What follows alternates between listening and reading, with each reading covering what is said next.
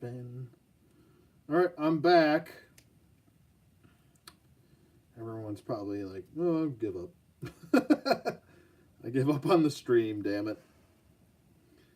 Um, I am here. I promise you.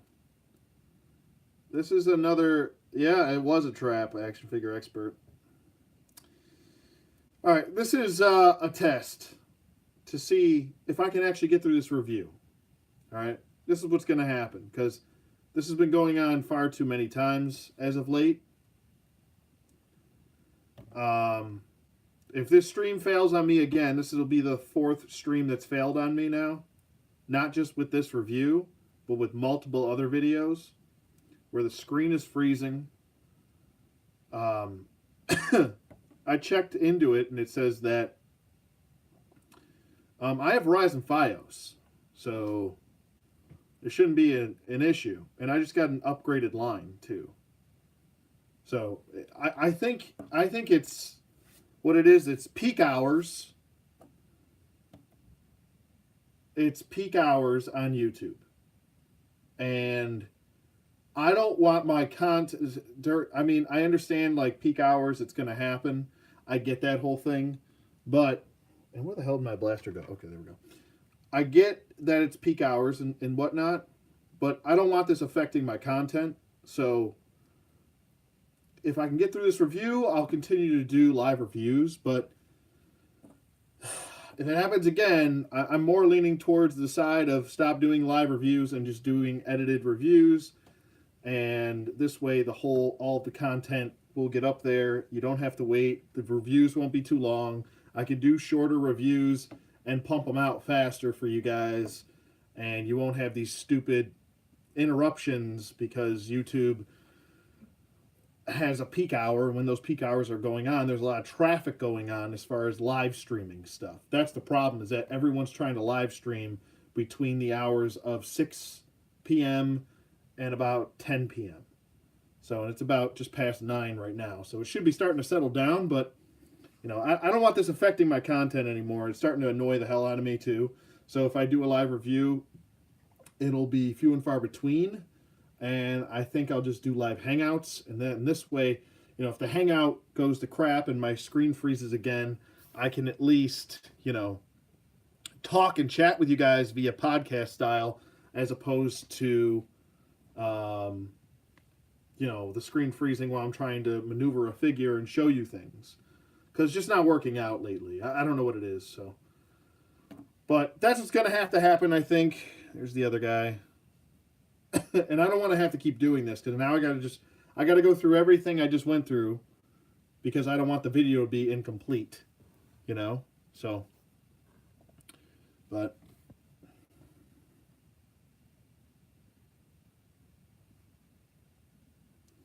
yeah, go ahead, Woodman. Ask away. You guys can ask any questions you want. Go ahead. And the other thing is I never know how many precise people are watching me, because it'll show like 10 are watching, and then I have 20 watching. You know, it drives me up a wall, the inconsistency that YouTube does. Hopefully at this YouTube summit that they're having today, supposedly, or yesterday, they start actually fixing some things. I doubt it, but, you know. KB the Toy Hunter, what's up, man? I'm gonna start the review in a second. I just want to make sure the screen isn't going to freeze on me again. If guys, if it does freeze up on me again, I'm just going to shoot a review for it and I'll upload the review. But the live stream will just have to end. That's the only thing.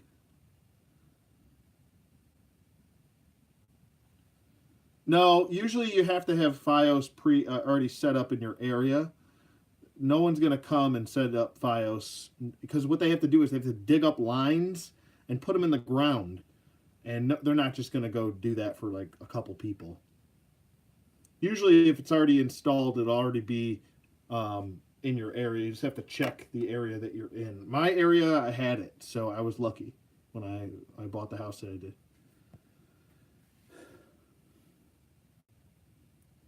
But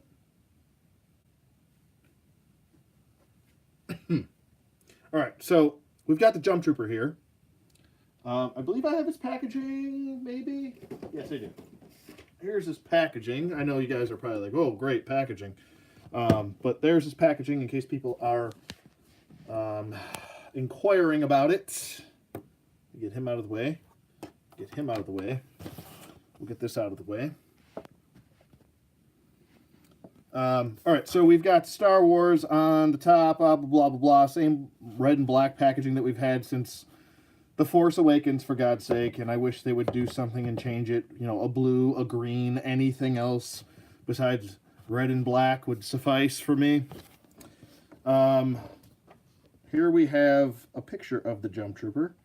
Nice little artwork right there. Looks pretty cool. It says Imperial JumpTrooper right there. Here is the little SKU number, if you need it, in case you're looking for them, BrickSeek and whatnot. It says JumpTrooper on the side, no number because it's a GameStop exclusive. And then on the back, sorry, the packaging farted on me. Can I get it to do it again? No? You're not going to do it now. Okay, all right. But there's the little read-up. If you're watching this on playback, you want to pause it and read it, you can. I'll leave it up there. There's not much really to say. It just gives you a small summary of what they are. There's the packaging. Okay, goodbye. There's the packaging. All right, bringing him out. Just bring in this guy since he's in a neutral position to where I'm going to adjust my camera accordingly. And then we'll bring him in nice and tight. Nice and close here. Nice and close for the JumpTrooper. Excuse me. Looks pretty cool. Like I said before, I'll just run through everything I already ran through. The head sculpt is new. It is not just a reused Stormtrooper head. It is a new sculpt. The backpack, obviously, is the newly sculpted piece 2.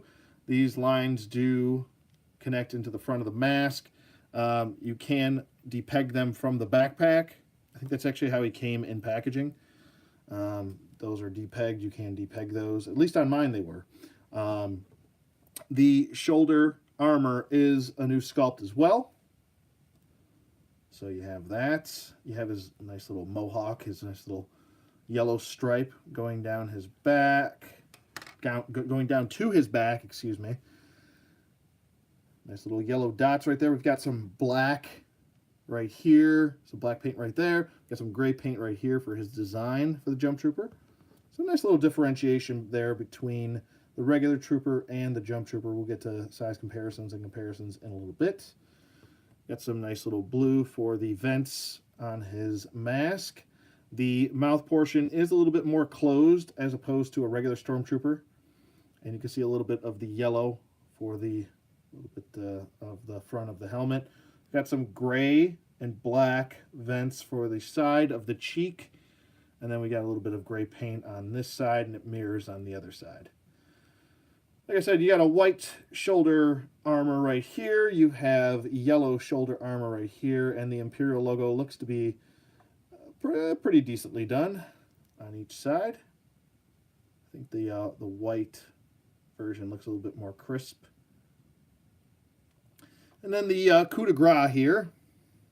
Some people say coup de grace. It's not. It's coup de grace. Or coupe de grace. It's not coupe de grace either. It's coup de grace. It's French. So anyway, it's mostly wrestling people that get that wrong. But anyway, we've got some gray paint right here for the connector ports to the breathable apparatus on the top of the jump pack. And we got a little red markings right there. We've got some black right here for his exhaust for his jump pack. Jump pack looks pretty good. I like that it's a little bit different from the Battlefront jump pack that we've seen in the past. I like to think that this is a little bit more of a sustainable jump pack. Like he can stay up in the air longer than the Battlefront 2 jump pack, which was kind of just a quick get me over here, get me over there, where this one can sustain him up into the air for longer periods of time. We got a little bit of gray right there for those little lines. Looks pretty good overall, the sculpt and everything. You can remove this from his back And he is just pretty much the same as a regular Stormtrooper on the torso. There's the jump pack with it unpegged, and you just simply peg that right into his back, and it stays pretty well. It's not loose or anything like that. Excuse me. You can see a little bit of black paint shading going throughout here for the exhaust coming out of those little ports right there. Looks pretty good. Very nicely done. We've got his thermal detonator pouch on his back. That looks nice. We've got a little black holster right there for his E11 blaster. And it does fit right into the holster like so. I'll be honest with you. Kind of wish that I always wish that the holsters were facing the other way. I don't know, maybe it's just me. I feel like if you're actually a Stormtrooper trying to pull this thing out, your arm would be like way up here trying to pull this thing out of the... So I think a nice little cross draw would have made a little bit more sense, but whatever, you know, it's a thing. It's a thing, and I'm pointing it out, I guess. But I like the elongated shoulder armor right here. Maybe he's got a little bit more of a heavier armor due to having a jump pack. You would think that maybe he would want lighter armor, but no, this jump pack's probably pretty powerful and can keep him up in the air for quite a bit of time. So why not add a little bit more of a heavier armor to deflect some blaster shots from his enemies. Here's the middle of the torso. Got some little black dots right there. And then we've got some black painting going on for this area. Actually, I think this is black plastic up here. And then this portion is painted right here on the inside of the thigh. That's painted black, but then up here is black plastic. On the back, you have some black paint for the inside of the legs. And then on the bottom of the boots, you got a little bit of gray right here on the inside of the leg. And then black for the bottom of the boots. Those are painted black. So pretty cool. I like him. He's nice. The E11 blaster that he does come with does have some gray or silver paint shading going throughout the entire thing. Looks pretty nice. I like it a lot. I like it a lot.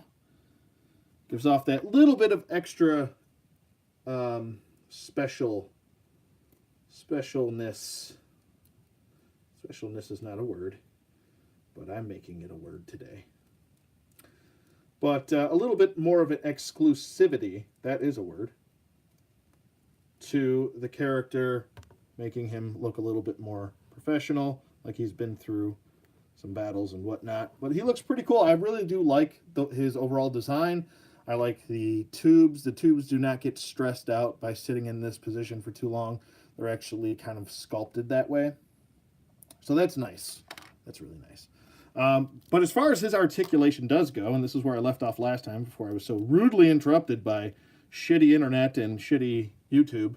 The head, he's got some job turkeys up in here. Those some live job turkeys right there. Anyway, but the head can do a little bit of a tilt. It is kind of bumping onto his shoulder, collarbone, I should say.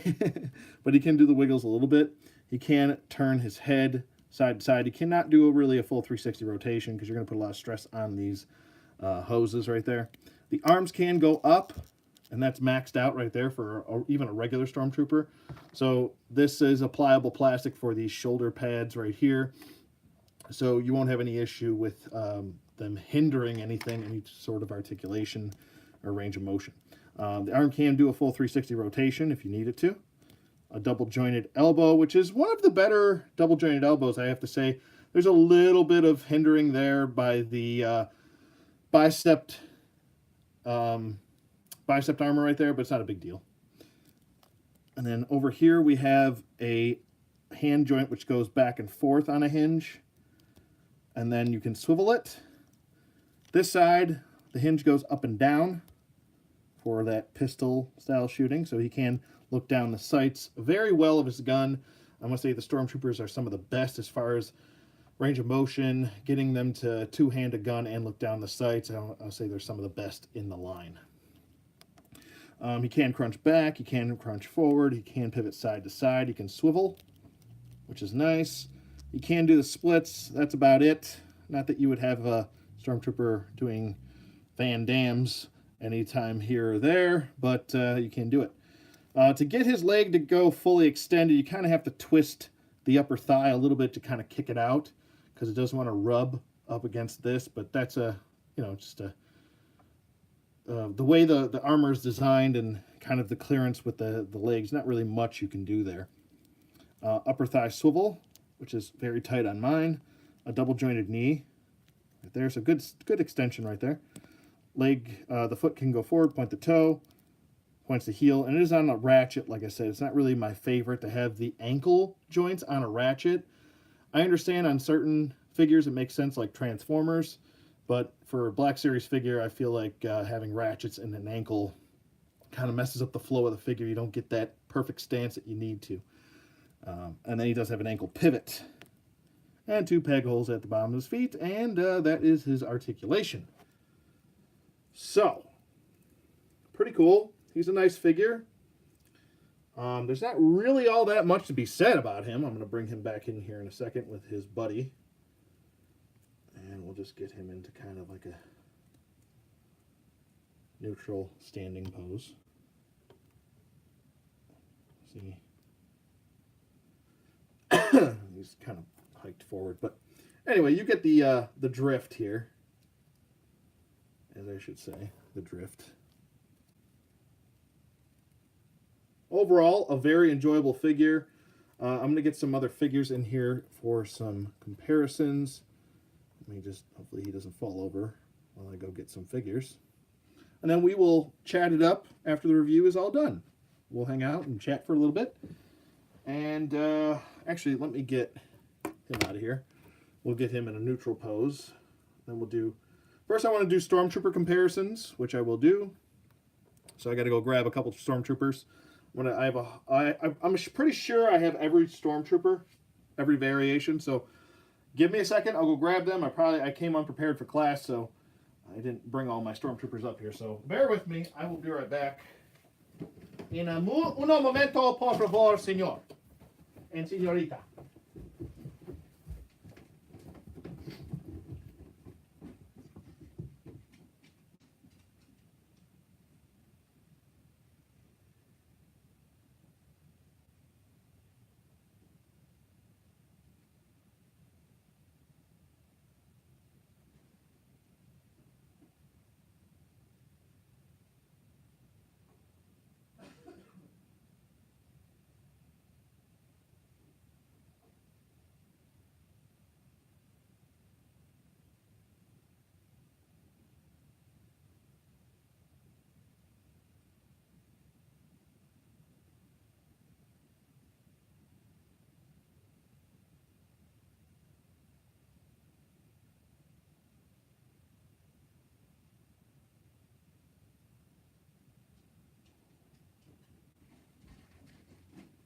Okay, I'm back. I'm back, and I'm back. Back and I'm back. And here we got some Stormtroopers. Alright, so we'll put him, bring him up close, so you can get a good look at the differences. Stay. Alright, so the first one up is probably the next review I'm going to do. One of the next reviews I'm going to do. Give me his head straight here. We've got the Patrol Trooper from the Solo movie. Alright, so pointing out some differences here between the two. Sorry for making you guys wait there. I'm working with a live review here, so bear with me. You can see a little bit of the, and I'm going to just turn him to the side. You can see this little protrusion. That's what I was talking about, the Don Beebe helmet from the Buffalo Bills, early 90s. You can see the helmet is a different sculpt for the Patrol Trooper, as opposed to him, where he's got this like mohawk thing. He's got a little bit more of a predominant, bold mustache. I always like to call it the Stormtrooper mustache. S. Myers, what's going on, man? What's up, Andy? How's it going, everybody? But he's definitely got a kind of like a mustache goatee going on, where this guy, as you can see, it's much more almost closed shut, the mouth portion. So those are the differences between those two. And you can see there are glaring differences, not just the paint, You look at the eyes. The eyes are different. He's kind of got a little bit more of a squint going on, where this guy's got some more jowls underneath his eyes. They're a little bit heavier of a sag, where this guy's kind of a little bit more of a squint. So there's the differences between those two. Next up, see, this is what I'm talking about, those damn ratcheted ankles. All right, next up we've got, which is essentially very close to a regular Stormtrooper, we got a Sand Trooper, and there are the, if he'll stand. Oh, you're going to be annoying too now because your backpack's heavy? Okay, there we go. Next up, we've got very close to your regular Stormtrooper, like I said. I think there's a little bit of differences between the two, but the eyes are different. Obviously the upper portion of the helmet is different. The paint apps are different. The mouth portion is different for the Stormtrooper. The breathing ports are different. Like I said, this is an all-new sculpt for that head. So you're getting a brand new sculpt like you did with the Patrol Trooper. So there's your comparison with those two. Sand Trooper, let me get Sandy out of here. Sandy, go home. Go home, Sandy. All right, here is your regular Stormtrooper, which is very similar to the Sand Trooper, different paint apps. But you can see he's got an angrier look, and it almost looks like he's got kind of looks like a goggle look, where goggles do connect in the center, where he's kind of got just regular glasses where they have a disconnect. And he's got a little bit more of a pointier sag. I'm pointing out the littlest things, but it's just stuff to point out. I don't know. You can definitely just see the differences between the two. The mouth portion is much more predominant on him than him. So there are differences there between those two. And obviously the next one's going to be glaring. There are glaring differences between the Range Trooper. I didn't bring every trooper up here, but I like the Scout Trooper, because we all know those are huge differences. But there you go. Look at those two. Compare them to each other. Love this design, by the way. All right. And the last one, which is kind of close to a Stormtrooper, but he's technically just a driver. We'll bring in the AT driver. Totally different new sculpt for him. It is different from your regular Stormtrooper. All new sculpt for the AT driver. I love this design for the driver. It's one of my favorite designs. An awesome figure to own. If you don't have one, go pick one up, or a couple. Hopefully, maybe, one day we'll actually get in a 6-inch. That would be the hugest. That would probably be the biggest vehicle ever made, I think. Bigger than the sail barge. That's how big it would have to be to house 6-inch figures. I don't think we're going to get it, but it would be cool to have. It'd probably cost like $1,000, but, and not saying I would ever pay for that, but it is cool. So there's the differences between those two. As far as size comparisons go, let me back him up over here, okay? Little Mr. Garrison, okay? And then we'll see if there's any size comparisons between this Stormtrooper, that Stormtrooper, all the Stormtroopers. And it looks to me that the Patrol Trooper is a little bit shorter than the JumpTrooper. The JumpTrooper is a little bit shorter than the Stormtrooper. The head likes to sit a little bit higher up on the neck on the traditional Stormtrooper, and the JumpTrooper likes to sit a little bit low. But I think the legs on the Patrol Trooper, all the way on the left, they're a little bit shorter than a regular Stormtrooper. And the JumpTrooper's kind of got a little bit of a wider stance to him. But he is taller than the Patrol Trooper.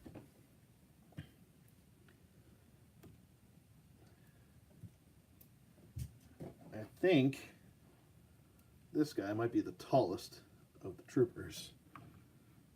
I think so. Yeah, he's definitely taller. The Range Trooper's pretty tall. And then we'll just bring in the AT driver. He's pretty tall too. So there you go with your comparisons with those gentlemen. Range Trooper on the left and at Driver on the right there. Next up, we're going to bring in Uncle Luke. There's Uncle Luke. And then we'll bring in the big boy. Two big boys. We got Marvel Legends. Oh, got some shit on his leg. We got Luke Cage on the left and Marvel Legends Thing. Still one of my favorite Marvel Legends, I think, is that Thing. Love him. Love him to death. Gaz, what's going on, man? What's going on, everybody? Just finishing up on size comparisons. Woodman, how you doing? The Jive Turkeys are real today. Who else do I have here? We'll go with an old school figure. Go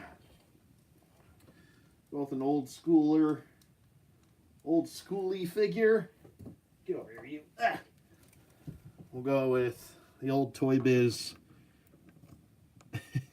Craven the Hunter. And then what else could we do here? What else do we have? Okay, got him. Do this guy. We have a NECA figure. NECA Predator from the video game, the old 90s video game. So there are your comparisons with them. Okay, and last up, you know what's coming. Oh yeah, there's Vicor, and guess who's coming next? Who's coming next, everybody? Come on, sing it with me. Ready? 3, 2, 1. Sir Gideon Heavensbrand. So if you're unfamiliar with these, this is Vicor from the Motu Classics. And then we have Sir Gideon Heavensbrand from the Mythic Legions action figures. And there's your size comparisons. Sorry if I was yelling, Sir Gideon Heavensbrand. It happens, man, you know? It happens to happen. So, and when it happens to happen, then it really happens, you know? So there's that. That does occur. Okay, so let me bring him in. I'll give you my Jerry Springer final thought. Okay? And we'll do that. Okay? Okay. Okay. Okay. All right, so as far as the JumpTrooper does go, I think the reuse of the Stormtrooper body with some differences here really does set him apart from the rest of the Stormtroopers, and he does fit well within the realm of these. We haven't seen these guys in the canon movies, but, you know, maybe down the road, maybe in a Boba Fett movie down the road that we'll ever get, you know, maybe, just saying. Or maybe in a Darth Maul movie, we'll get these guys. Who knows? I don't know. Be cool. But as far as design goes, I like them. It's nice to see that we finally got a jump pack. I think this is kind of maybe creaks the door open a little bit for something that I've been kind of begging for from the Black Series line for quite a bit, which is give us accessory packs. Maybe this kind of creaks that door open a little bit for us collectors to get some accessories. You know, I feel like with the last two Battlefront games, even though I haven't been a big fan of them, I know a large amount of people like them. And there's a lot of designs in there that could be used that haven't been made in action figure form yet. And especially seeing as Hasbro does love to give us a lot of troopers, I think it's within reason that they could give us accessory packs and new trooper designs like we're getting right here. And whether they're an exclusive or not, I don't think it really matters. Troopers always sell regardless. So, but yeah, I would definitely give these two flying thumbs up. So there you go. 2 flying thumbs up for the JumpTrooper. Go pick them up. They're at GameStop. They run around $22.99 each. That's that weird GameStop pricing. I don't know why they don't go to just $20 like everyone else does, but you know, why do things that make sense in this world?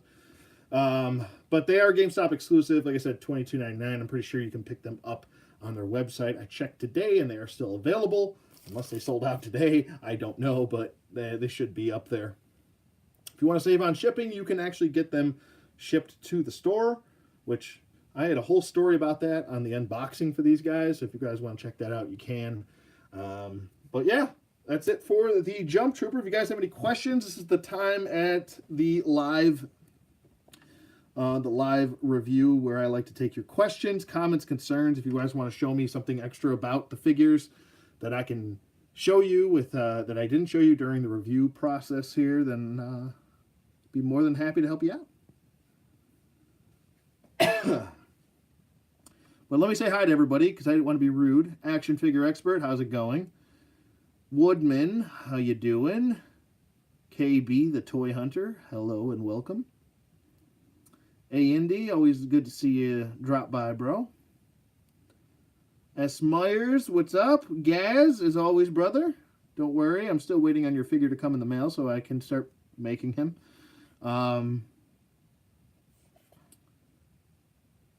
Oh, sure, anytime, KB. No problem, buddy. Like I said, if you guys want to see any other comparisons and you don't mind waiting a second, I essentially have every Black Series figure that's came out. So if you guys want to see any other comparisons with any other figures, just shoot me the name and I'll do my best. If I get enough of them, I'll just go down and grab them all and bring them back up. So, but yeah, so I saw Endgame today. It was definitely good. You know, with any movie, it's not perfect. Not that I'm expecting a movie to be 100% perfect, but oh, you just found Mace Windu and Padme. Nice, man. What was it? I just got Mace, I'll say not that long ago, last week. And then I got Padme last week too. I picked her up off of Amazon. She was only like $16 on Amazon. So that's dirt cheap. No spoilers? Oh, I'm not going to put any spoilers in here. Don't worry. It's too new. I wouldn't do that to you guys.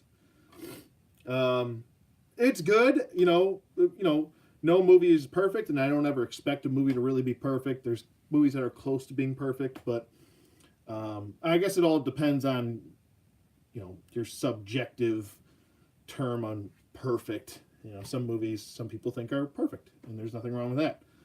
But, you know, I enjoyed it. I'm not gonna lie, I teared up a little bit here and there. I'm a grown man. I can admit that stuff. I don't care. Who knows it? But just an awesome movie. I would definitely suggest going to see it. I'm actually probably gonna go see it again. I think it was a good enough movie where I'd like to show my support a second time. That's what I usually do. I don't usually go a fourth or a fifth or sixth, seventh, eighth time where some people do. But you know, I'll go watch it again to see if also I missed anything the first time. But I'm gonna go check that out with a couple friends tomorrow. So that'll be cool, man. Yeah, you know, Endgame had a way of hitting you in the gut. So, like I said, I won't say any spoilers, but I am a big Captain America fan, and there's a lot of moments in the movie. So, that's all I'll say. But yeah, it was a fun watch. I would definitely recommend going to see it. I actually went to a local theater, which was pretty cool. It's all it's like a very old theater from like the 50s, and they just renovated the inside, so it's all new inside with nice air conditioned seats and everything. So if you look at it from the outside, like none of the aesthetics were changed except for the seating. I think they upgraded their screen, but it was gorgeous. I love that theater. So cool. Air conditioned seats. I've never seen that before. In a theater, at least. Maybe other larger cities have it, but I don't necessarily live in the largest city in the world either. So, but pretty cool. The Jedi Fallen Order trailer came out, and that was pretty cool too. Pretty excited about it. I don't. There is a pre-order for the game, and I think there's a deluxe edition pre-order that you can get now. Um, the deluxe edition, which I think is I think there's three different versions. I think there's like a $60 one where you could just get the deluxe edition game. I don't usually give a crap about that. I usually just get the regular game if I'm interested, but usually I wait until the game's been out to get reviews on it before I pre-order it. And I'm going to be honest with you guys, I pre-ordered the $92 edition. And I hope I'm not kicking myself for this, because I hope this game... I mean, I can always cancel my pre-order, which is fine. I'm going to wait to cancel it, because I want to know a little bit more information. But I pre-ordered it because it does come with... I believe it's supposed to come with... Don't quote me on this. Take this with a grain of salt. I've heard rumors that it's supposed to come with exclusive figures. I know for a fact that it's going to come with at least one exclusive figure, but I think, now what I've heard is, through the grapevine, that there's supposed to be a set. Now, a set does not equal one figure. It equals two. We all know what a set means. It means more than one. It's like when someone says, hey, do you want some grapes? Yeah, I'll take a couple. You know that means more than one. A set means more than one. So, after Anthem, I'm not pre-ordering anything. Well, I mean, Anthem is a completely different game than this. So, I mean, I'm willing to give it the benefit of the doubt. I'm not going to just base it off what other shit has failed, you know. Plus, Anthem is an entirely different game. This is a single-player, third-person. You play as a Jedi, essentially, through a story mode. My worry about this game, though, is that it's going to be too short. I will cancel my pre-order if I find out that this game is like 6 hours long. I'll be like, nope, don't want it, don't care.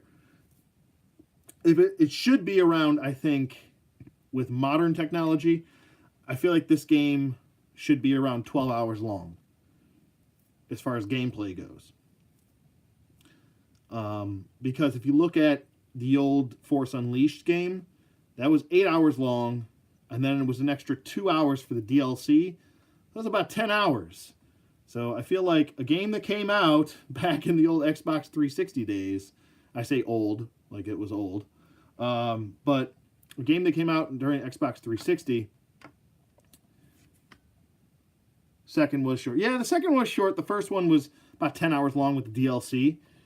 But I have a feeling that the story mode's probably... I wouldn't be surprised if it's around the 10-hour limit, and then they add DLC, will make it around 12 to 13 hours down the road. There's no microtransactions. There's no pay to win. It's just a story. It's a single-player story. Now, the one thing that I wish that they would have added was co-op. The ability for co-op. Maybe they'll add that in a DLC. I don't know. Hopefully they add it in another game, because I would prefer another game. A whole game to have co-op so you can play with your friends online. And I'm also hoping for a game down the road in the Star Wars universe where we have an open world where you can create your own characters, your own builds, stuff like that. Kind of like an MMO, kind of like the Old Republic, but different, where it's not very MMO-ish, where it's kind of just a little bit more of like not exactly a Grand Theft Auto, but where you have a lot more freedom to do stuff, and you don't have the same kind of MMO monotonous missions over and over again. They were going to come out with 1313 years ago, and that got scrapped because Lucasfilm was sold to Disney, so that didn't happen. But hopefully we get that down the road. I feel like that's where the community really wants. I mean, as far as Star Wars community goes, I feel like that's what people want. They want to have an imagination and build within this universe on their own with their own character and make their own decisions, their own choices, and whatnot. But yeah, kind of like Ghost Recon Wildlands, but bigger. It's got to be bigger, where you can travel to different planets. It's got to be the larger, like, it's got to be like 10 times the size of Ghost Recon Wildlands. Where Ghost Recon Wildlands is a large map, but Star Wars has to be bigger because it's an entire galaxy So I mean, at least if you're allowed to go from planet, at least within the realm of like 5 planets, and those each of those planets have a map that's a little bit larger than Ghost Recon Wildlands on it. Granted, you'll have longer loading times with those maps, but at the end of the day, I think it'll be worth it because you can travel to different. You can travel from Tatooine to Naboo to, you know, excuse me, to Coruscant, to a whole plethora of different planets and even new planets that we haven't learned about. That could be a part of the story mode. You know, I'm just thinking larger scale here, but this could be a game like that. And I'm not speaking about Fallen Order, but I'm talking about the next game. Maybe an idea for a game down the road would be to give us that one big large game and then kind of build on that, like they have with Ghost Recon Wildlands, where they just add DLC after DLC after DLC after DLC to just make it a long-term game for a lot of people to enjoy. Now, I don't know if that's going to necessarily happen in the near future because, and I feel like this is another reason why things got scrapped with that open world game. I think it's a factor. It's not the only one, but I think it's a factor. Excuse me. That PlayStation 4 is going to have a predecessor. Same thing with the next Xbox, and I think that they're going to wait because I feel like I wouldn't be surprised within the next 2 years the new PlayStation and the new Xbox come out. And I feel like a lot of things are being held off because of that. And that's why we're getting, certain games. They're not going to invest so much money into an older console game if the new console is going to come out. I feel like that's got a factor to it. Maybe it's a small factor, but I feel like it's a factor regardless.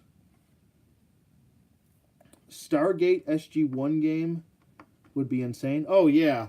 I feel like Stargate would be a little bit easier because, essentially you could just walk through a gate and then that's the next world.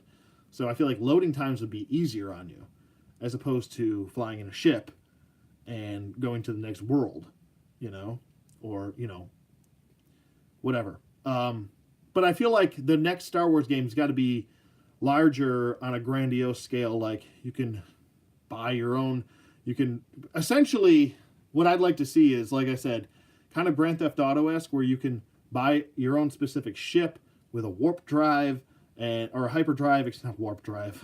Thinking Star Trek now. With a hyperdrive, all that stuff.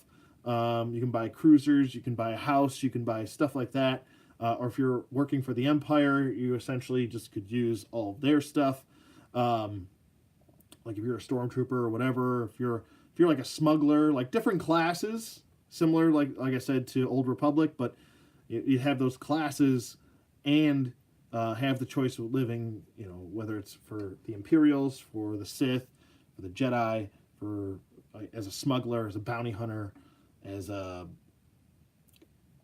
go Dr. Aphra style as a archaeologist, I guess.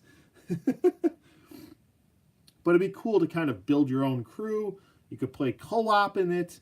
You can have essentially your own crew work together, share ships with each other if you're in a crew or whatever. I think that would be pretty awesome. You could get your own Corellian freighter ship, have similar designs.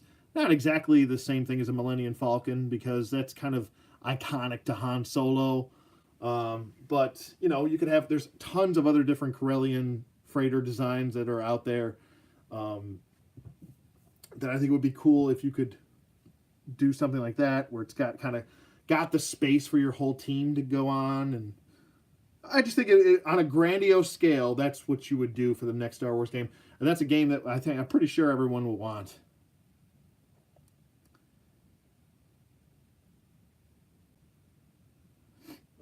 Yeah, if you do Star Wars game, you got to do it open world. That's the only thing they haven't really touched on, and the closest thing that we've got to it is the Old Republic, which is a good game on its own, but it's kind of you have to already like MMOs to want to play that game. And that's a, that's a long-term game with a lot of content, a ton of content, but taking bits and pieces from that and applying it. Like I said, I would say more so leaning towards the Grand Theft Auto style, but on a larger scale, or like Grand Theft Auto, Ghost Recon Wildlands, stuff like that. I think it makes more sense to do something like that. They'll probably never come out with a game that I'm talking about. This game that I'm referring to or having suggestions about, because in the long term it's not going to make them money, but it would make every fan happy. Because for me, there's nothing better than creating new characters.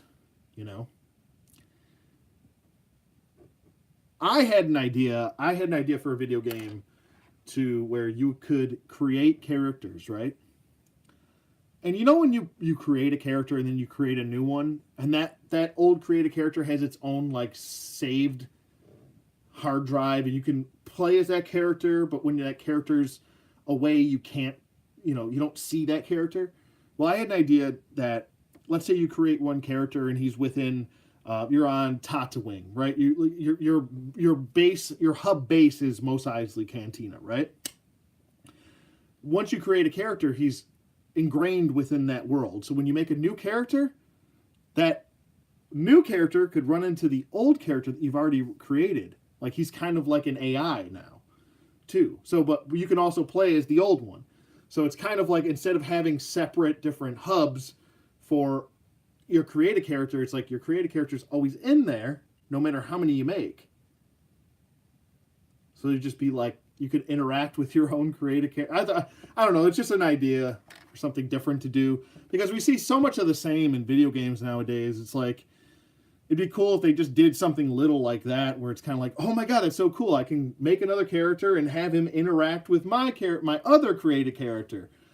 So, and you don't see that. I don't think anyone's ever done that. And if they have, let me know. But Star Wars game like Mass Effect scale? Yeah, I think it would have to be. It's got to be that route. It's got to be a big game. We've seen so many different Star Wars games where it's just not on that level, except for the Old Republic. But I'm talking about major console games, because it was originally a PC game. And I think it still is. I don't think it's ever been released on console. But like DC Universe Online is on a console now. So, but you need it on that larger scale where you can do different things.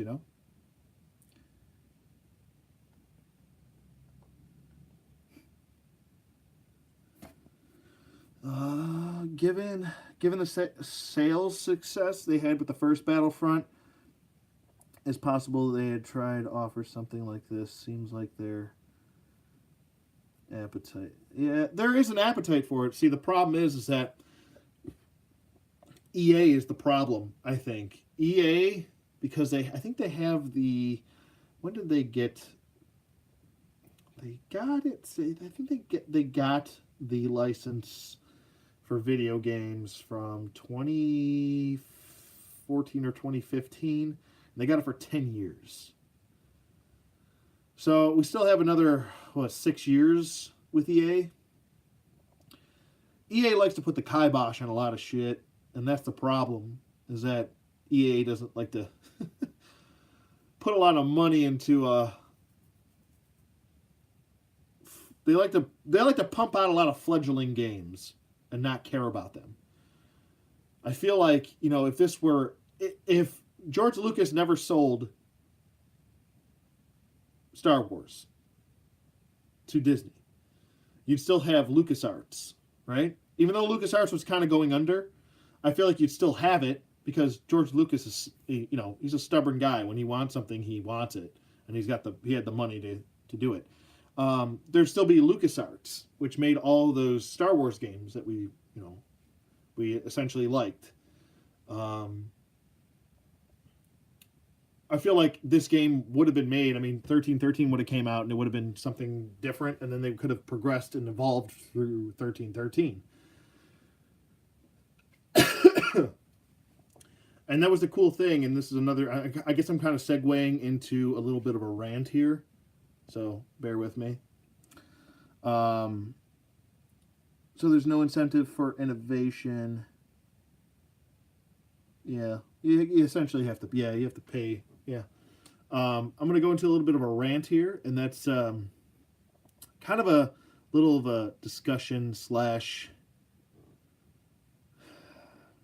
points I'd like to make about, what Disney, because I haven't really brought up a lot of Star Wars stuff in a long time because I've been kind of annoyed with Star Wars for a little bit. Like I still love it, but I'm just kind of annoyed. It's kind of like a little kid. It's like if you have a kid. I don't have any kids, but if you have a kid and you love him, but he keeps running up and pinching the back of your arm like really hard, or like Indian brush burning your arm. It's like you're really starting to annoy me. Stop doing that. But I love you.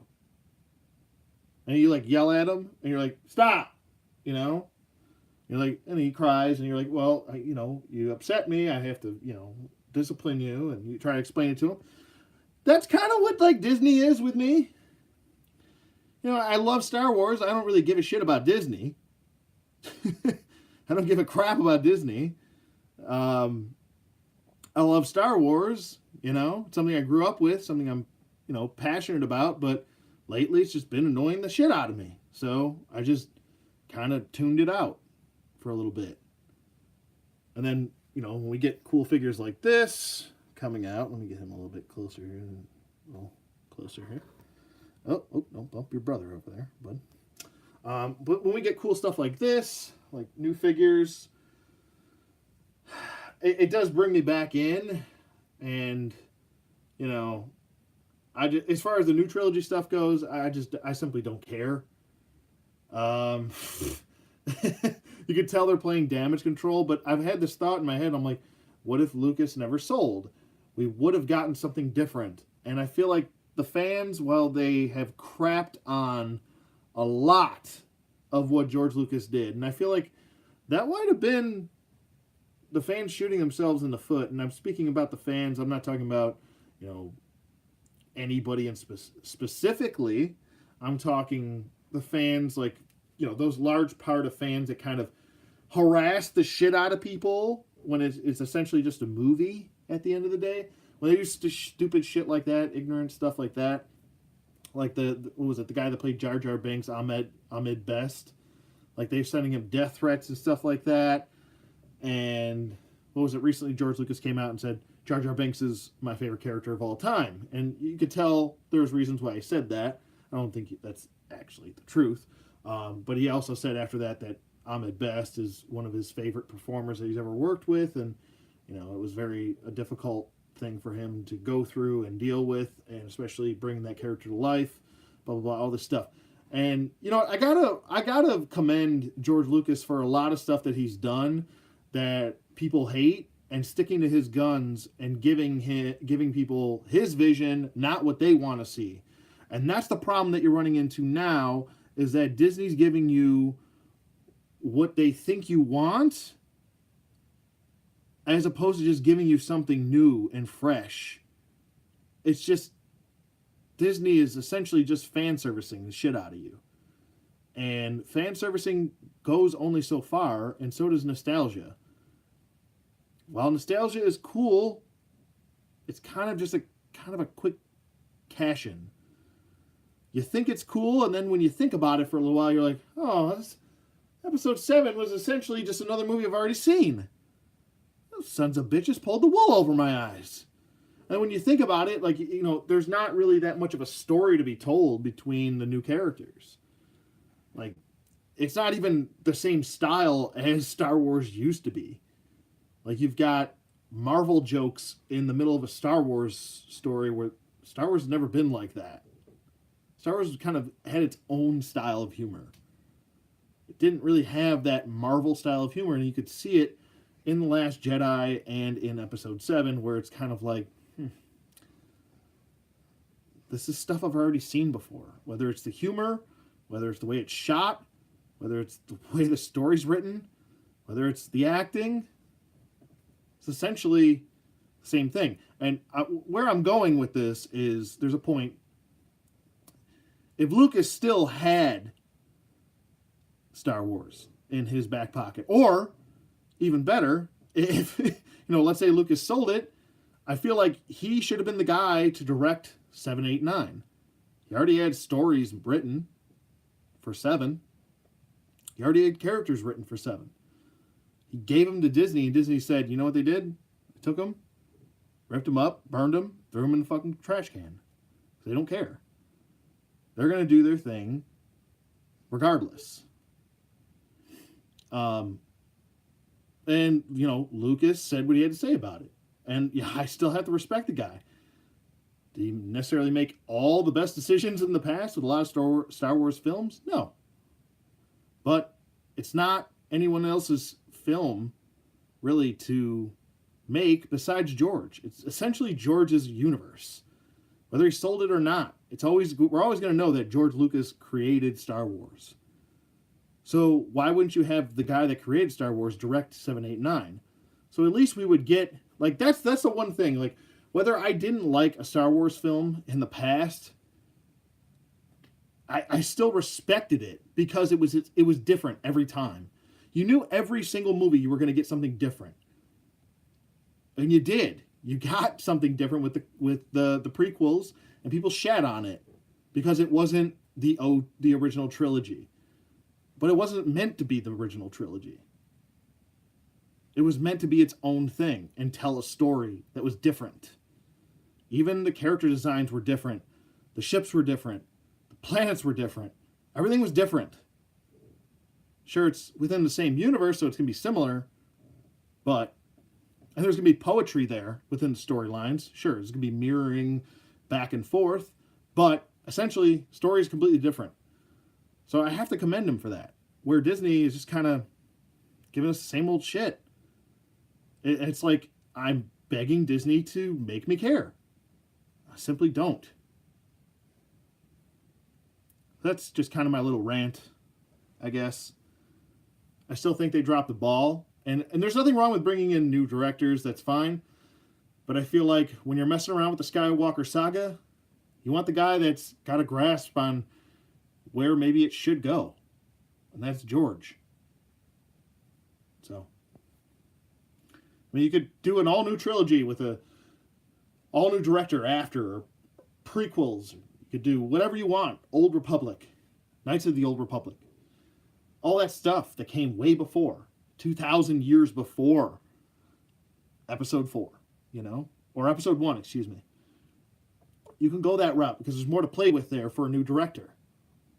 But when it comes to Skywalkers, I don't really want anyone messing around with that.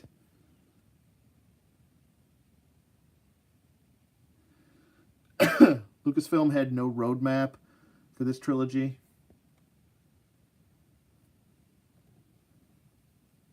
RJ had... Rian Johnson had The Last Jedi written before Force Awakens. That's a problem. Yeah, that's the problem, is that while it's cool to have a young director with a vision, if he's not going to respect what the previous director did before him, as far as continuity and a lot of other things, where that was headed, then you need to pull him, because he's not doing what he's supposed to be doing. He's not in it for the betterment of the brand. He's in it for himself. And that's why I think Rian Johnson, if he's going to do something, have him, he's going to do the next story or whatever he's doing. Hopefully he doesn't touch the Old Republic or any of that stuff, because that stuff is near and dear to my heart. I love that era. But he's going to do his own trilogy despite himself. So if you're going to do that, like I said, that's fine. You want him to do his own thing with all new characters and all whatever? Fine. Let him do it. If he fails doing it, then he fails, and you'll never use him again. But as far as, Skywalker stuff goes, nah. He does not have a grasp on where that needed to go. And people can use the argument that, he tried to do something different and people shat on it. No, he tried to do something different for the sake of doing it without a plan. There's a huge difference there. There was no plan. There was a previous movie that came out before him, and he specifically did not want to use the symmetry that came before that, including making characters irrelevant from episode 6, 5, 4, and prior by doing the things that he did. You know, and that's what pisses me off about him. Because he did what he wanted to do, and that's fine, but it didn't make sense as far as what has been given to us. And this is a saga. It's not just one, you know, its own new trilogy. It's a part of a saga. So you've got to have the rhyme there.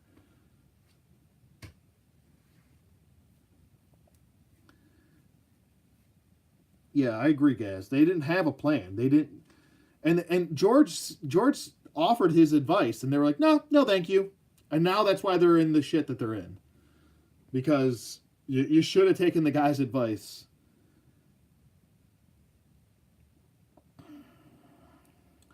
Do I feel the treatment of Luke is primarily failing of the second film and new trilogy? I feel like it's a factor. I don't feel like it's the only reason. There's plenty of just nonsensical things going on in The Last Jedi.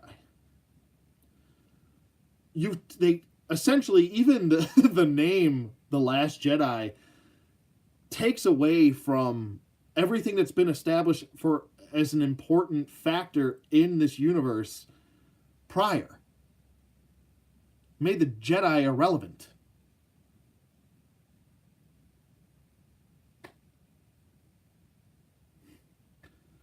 I mean, they say it over and over and over again in this new trilogy. Let the past die. The past must die. That's why they're killing off all of the original cast. And that's fine if you're going to do that. But where you see other movie franchises, and I'm not going to name names, you see other movie franchises do that correctly. You see this just doing it because, oh, well, he's old. Oh, well, he wants to die. Oh, well, we got to push the new characters. They have an agenda, and that's all they care about. They're not doing it for anything that makes really 100% sense. They're just doing it for the sake of saying that they can do it. You know?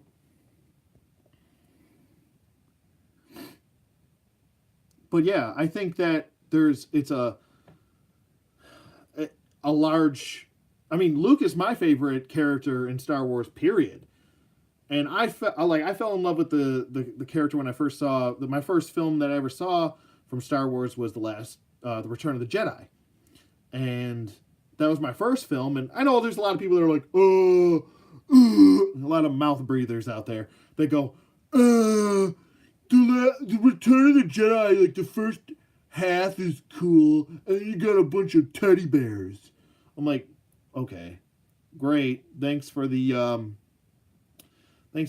shot of knowledge there, you mental midget. But you didn't actually give me a reason. You essentially gave me an opinion of why you don't like it, but you didn't give me an actual factual reason as to why it's shit. Which it's not. It's not. A lot of people like to bitch about it, but that's like on a grander scale, like that's like this big of a nitpick. You know, oh, there's teddy bears in it. Well, guess what? There's a walking dog in every movie. Okay? His name is Chewbacca. There's an entire planet full of them, but no one cared about that. Also, you know, never underestimate your opponent. It's another, you know, no one thought that the United States of America would ever, a bunch of colonists would ever defeat the English Empire, right? But what ended up happening, ladies and gentlemen? We got our independence, didn't we? So, and no one thought that we were going to ever beat, you know, the English Empire. Anyway, that's you know, that's just simplistic things that you can think of throughout history that are used. George had written an outline for the new trilogy. Kennedy threw it out. Yeah, Kathleen Kennedy, she's... I mean, we're talking about a woman that comes out and has a t-shirt that says the Force is female. That's all I'm going to say about that. So. Oh yeah, General never had to worry about missing the Old Republic. Disney would never use expanding universe. I just see, this is where it comes to the expanded universe stuff. I still don't quite. I mean, I understand if you're going to throw out the expanded universe from after episode 6 and on, or after episode 7 and on. You throw all that stuff out because you want to write new stories. Fine. Okay. Great.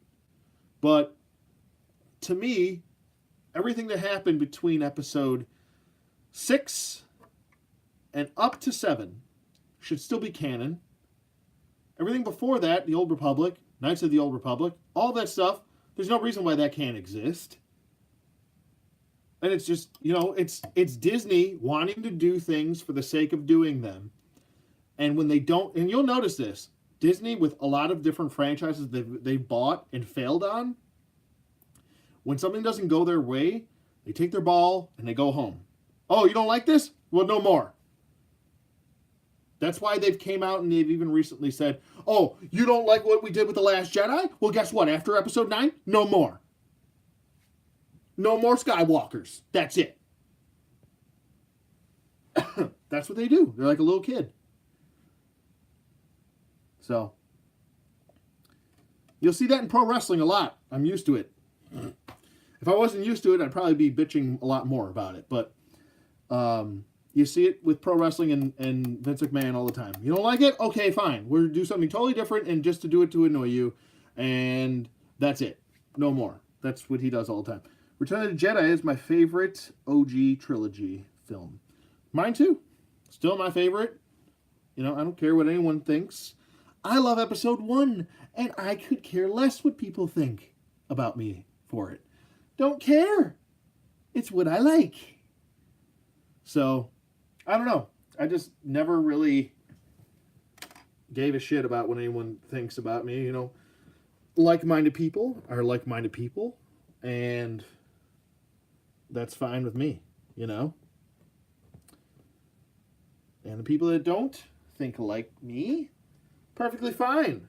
But you can take your opinion, put it back in your back pocket, and take a stroll down the street, sir.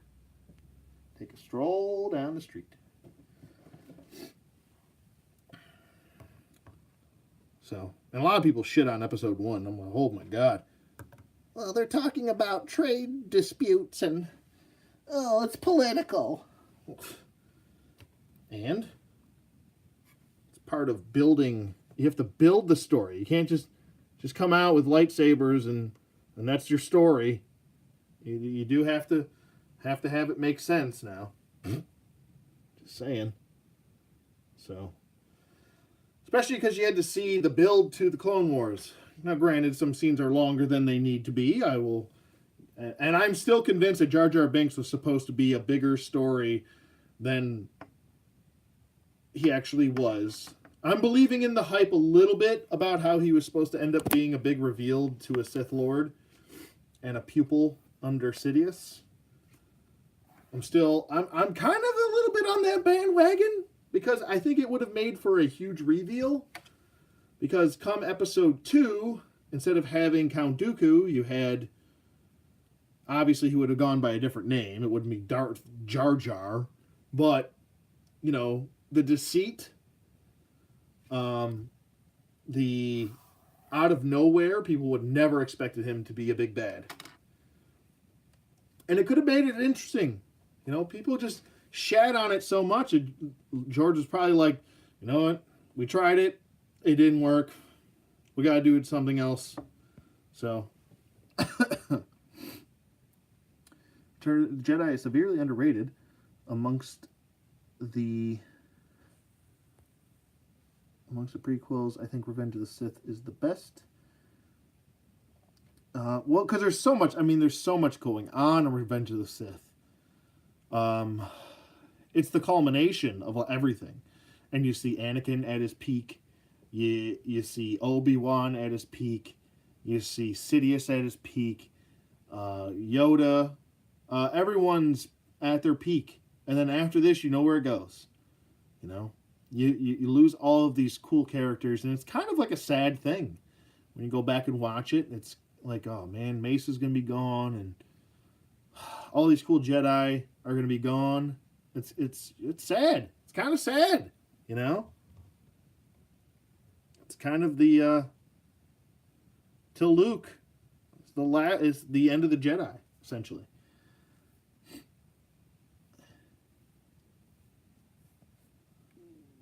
But yeah, I mean, I like episode 1. Episode 2, I feel like is the weakest. A lot of people say episode 1 is the weakest, but I feel like you have a better battle at the end. And you know, I know episode 2 has the grandiose, large, huge battle with a lot of Jedi, and then you got the Dooku battle, which is cool. I think they're all fun to watch. They are. Everyone likes to take one little thing or two little things or regurgitate what other people said about something that they consider bad, and only diagnose a film on that one or two things and not look at the whole picture and find anything positive about it. You know, there's positives in it. Like obviously the writing wasn't top notch, especially in episode 2. But overall, I mean, I can appreciate it at the end of the day. I can sit back, watch it, and appreciate it. And you know, I've seen a lot of shit films. Okay. And I would say it's not remotely any of those films are remotely crappy in my book. Like there's tons of stuff I love in episode 2. We got Jango Fett, one of my favorite characters. I would say top 10 characters, maybe top 5, especially if you've read in the comics what he's accomplished. He killed multiple Jedi. I want to say about six Jedi with his bare hands. Like that is not a feat that anyone else has ever done. Not a whole lot of people can say that they killed about 6 Jedi with their bare hands. It's not an easy thing to do. Like everyone loves Boba Fett, but I'm telling you, man, read those old Jango Fett stories and damn. You know why Boba Fett's a badass. And what Boba Fett's accomplished too, you know. And it still baffles me that we haven't got movies like that. We haven't gotten a Maul movie. And they were even going to do a Darth Maul video game years ago. We never got that movie. We never got that video game. We never got a Boba Fett movie like we were supposed to get. Now we got the Mandalorian, which I have to say, it does look really good. It does look good. And they got my girl, Gina Carano, in there. God, I love her. You know, they got Carl Weathers in there. Love Carl Weathers. You know, Dylan and Apollo and, you know, I'm intrigued about the story. That's the one show where I'm kind of considering buying the subscription now. But I don't want to just buy the subscription for essentially one show. And it's not going to be like Netflix where you get them all and you can watch the whole season. They're going to go week to week on you. And you know why they're doing that, right? So you buy the next month. And then you buy the next month. And then you have to buy the next month. So you're going to be like 4 months in. Because you want to watch the whole season, right? I want to say it's like 12, 13 episodes. That's 13 weeks, guys, that you got to pay for that subscription. They want to make sure that you stay subscribed. So that's why they're doing that. Netflix doesn't do that shit. They just give you the whole season, which I think is, if you want to keep customers around and a new season's about to drop, people don't like to wait week to week. You know, people want to see all of it. They want to binge watch that. So, but, you know, that's Disney. They're a big corporation. They're going to keep making money.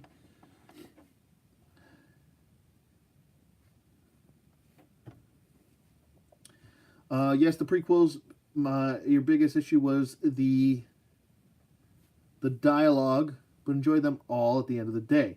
Not a Hayden Christensen fan, but I still like the stories and the imagery. I like Hayden Christensen. I feel like he got I mean, the guy, you gotta look at this way. The guy was plucked from pure obscurity. And I'm not going to hate on George or Hayden for giving a new actor a shot.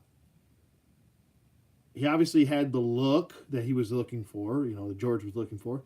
And I'm not going to hate on someone for getting thrown a bone. Because there's a lot of new actors out there that are probably great. Maybe probably better than Hayden that deserved it. But, what's wrong with a nice guy winning the lottery? And I think he's actually a decent dude. Like, I think he's a nice guy. He was at Star Wars Celebration Orlando when I went about 2 years ago, 2017. And I had a chance to meet him, sign an autograph, ask him a couple questions about, Vader questions, stuff like that. And he seems like he likes Star Wars. Like, he seems like a decent dude. He took the time to answer a couple questions I had. He's a nice guy. Shook my hand. So, and you gotta think about this. How many people got a lot of flack back then? Because a lot of ignorant people back then just shitting on the actors, But that looks really good. Oh, all the troopers. Yeah, they look cool. I like it. I like it a lot. But, we live and we learn. It's my little 2 cents on Star Wars and such. But my next review will probably, in closing, will probably be non-Star Wars related, obviously. But... and I'm trying to figure... oh, my next review is going to be the Transformers Siege Optimus Prime with some extra goodies attached to him that I got from a eBay seller, a customizer. So I hope you guys will enjoy that. That is a figure that I have been trying to get done. Just can't get done. That'll probably be a edited review. So hopefully my software doesn't take a dump on me like last time it did. And then I had to do this review again. But I think that's going to wrap it up. If you guys have any more questions, comments, concerns about anything Star Wars related or the action figure... Sorry, that was a weird burp. Or anything action figure related, please use this time at your disposal to ask questions.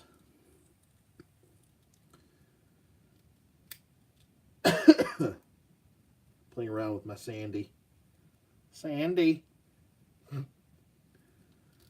McTrooper. But I'll give you guys the next 30 seconds to get your questions in. If you have any more questions. If not, I will end the stream. And I'm surprised that this thing didn't freeze on me. Are we still frozen? Nope, we're not frozen. Can't believe it. I can't believe it. And, anything I've said in this video as far as the Star Wars stuff, related stuff goes, obviously people are going to have difference of opinion. And that's perfectly fine, if you think the other way. Looking forward to the next Marauder video. Oh, yeah, as soon as I get them, I'm still about, 8 days away. I feel like I've been waiting, I feel like I'm a little kid and I ordered a G.I. Joe through my proofs of purchase.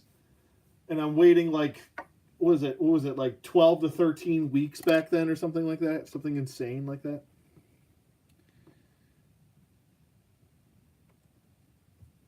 Yeah, I got a whole bunch of Transformer stuff coming to kind of fill the void with the Marauder stuff. Then I'm going to have a couple of Marauders videos too. There's going to be 2 Build a Marauders videos. One based on a character created by Gaz. And then another one which will be based on a G.I. Joe. So, just waiting on that to come in to me. And then, yeah, I feel like I've been waiting forever for those. But that's pretty much going to do it for me.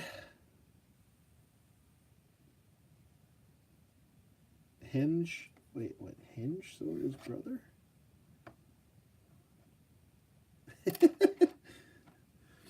But that's going to do it for me. I'm going on 80 minutes here, and holy cow, that's way too long for just a single figure review. Then I wonder why I don't get views on YouTube, because a single figure review is 80 minutes long. People are like, what the hell, 80 minutes? You know?